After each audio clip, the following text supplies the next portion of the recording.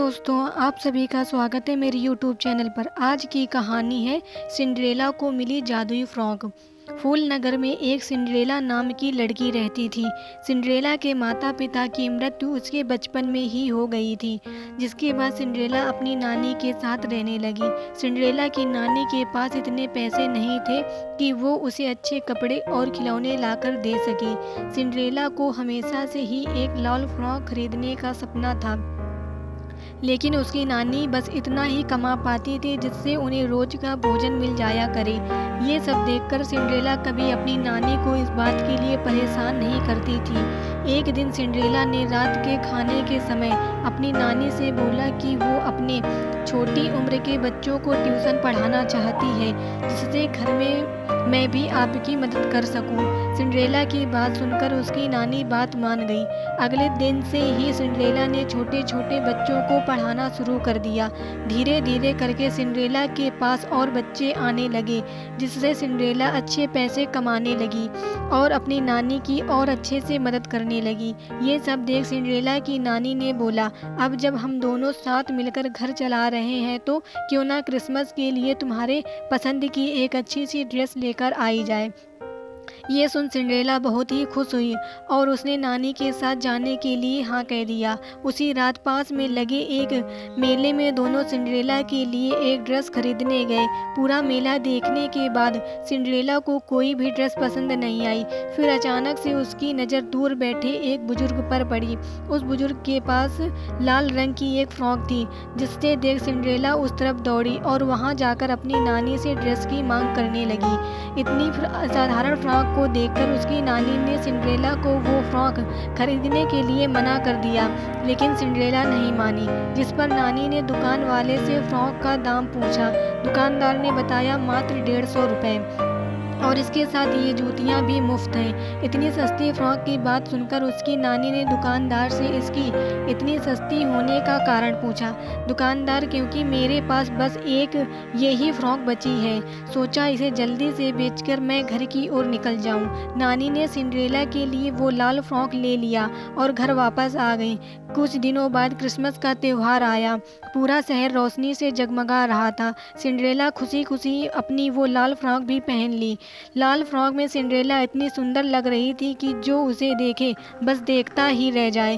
थोड़ी देर बाद सिंड्रेला और उसकी नानी खाने के लिए बैठ गई। तभी सिंड्रेला ने बोला, नानी मुझे आज बाहर का खाना खाने का मन कर रहा है, काश कुछ बाहर का खाना खाने को मिल जाए। सिंड्रेला के ऐसे कहते ही उसके सामने कई तरह के पकवान हाजिर हो गए। एक दोनों हैरान हो गए और उन स्वादिष्ट पकवानों की तरफ हैरानी से देखने लगे।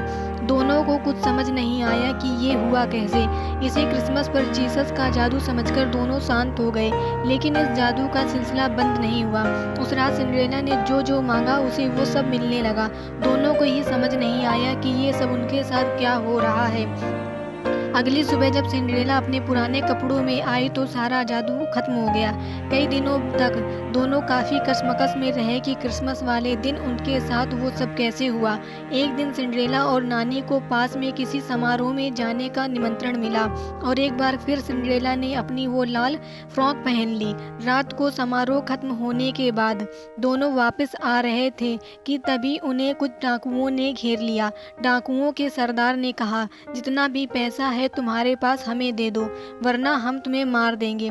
सिंड्रेला कहने लगी, हमारे पास कुछ भी नहीं है, बस इस बैग के अलावा, और इसमें बस थोड़ा सा खाना है। डाकुओं का सरदार, मुझे नहीं पता, कहीं से भी लाकर दो, हमें पैसे चाहिए।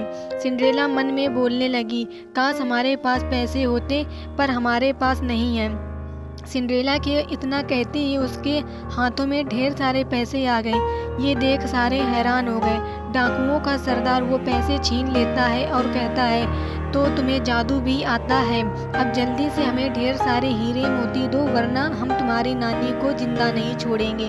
डाकुओं का सरदार ने नानी को अपने कब्जे में कर लिया। वहीं अब नानी को ये बात समझने में थोड़ी भी देर नहीं लगी कि सिंड्रेला की लाल फ्रॉक जादुई है और वो इसे पहनकर जो भी मांगेगी उसे वो मिलेगा। तभी सिंड्रेला को नानी ने उसे बोला, तुम जो मांगोगी तुम्हें वो मिलेगा, समझदारी से काम लो और इनसे सामना करो। तभी सिंड्रेला अपनी समझदारी का इस्तेमाल करके उन डाकुओं की वहाँ से गायब होने की विश मांगती है और वो वहाँ से गायब हो जाते हैं। इसके बाद सिंड्रेला की नानी उसे बताती है कि ये सब क्यों हो रहा है।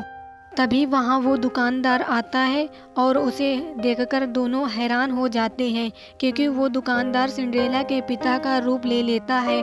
साथ ही वहाँ सिंड्रेला की माँ भी आ जाती है। सिंड्रेला बहुत हैरानी से कहती है, पिताजी आप? वो बुजुर्ग आदमी सिंड्रेला का पिता होता है और बताता है, हाँ मैं। कई सालों से मैं तुम्हारे बड़े होने का इंतजार कर रहा था कि कब मैं तुम्हें ये जादुई फ्रॉक दूँ। ये फ्रॉक तुम्हें तब ही मिल सकती थी जब तुम एक जिम्मेदार लड़की बनती और अपनी नानी के साथ कदम से कदम मिलाकर तुम घर संभालती, और तुमने कुछ ऐसा ही किया। इससे ज़्यादा जिम्मेदार इस उम्र में तुम क्या होगी। तभी मैंने तुम्हें ये फ्रॉक देने का फैसला किया। नानी कहती है, पर बेटा तुम्हारी तो मृत्यु हो गई थी, फिर तुम वापस कैसे आए? सिंड्रेला की माँ, और मेरी मृत्यु का समय वो नहीं था जब हमारी मृत्यु हुई थी। इसी वजह से हम भटक रहे थे। भटकते भटकते हम एक परी के पास पहुँचे। उस परी की हालत बहुत ख़राब थी और वो कमज़ोर भी थी, तो हमने उसकी मदद की। मदद करने के बदले उसने हमें ये जादुई फ्रॉक दी, जिसके बाद हमने तुम्हें देने का फ़ैसला किया और हम तुम्हारे जिम्मेदार होने का इंतज़ार कर रहे थे। ये सब सुनकर सिंड्रेला बहुत खुश हुई। वहीं अपनी बात कहकर सिंड्रेला के माता पिता वहां से चले गए और उन्हें मोक्ष की प्राप्ति हो गई। सिंड्रेला भी अपनी नानी के साथ घर चली गई। साथ ही सिंड्रेला को मिले जादुई फ्रॉक का वो कभी गलत इस्तेमाल नहीं करती और ये राज सबसे छुपाकर हमेशा के लिए रख लेती है। इस कहानी से हमें ये सीख मिलती है कि सब्र का फल हमेशा मीठा होता है। धन्यवाद दोस्तों। आपको मेरी यह कहानी अच्छी लगी हो तो लाइक, कमेंट और शेयर ज़रूर करें और मेरे चैनल को सब्सक्राइब करें।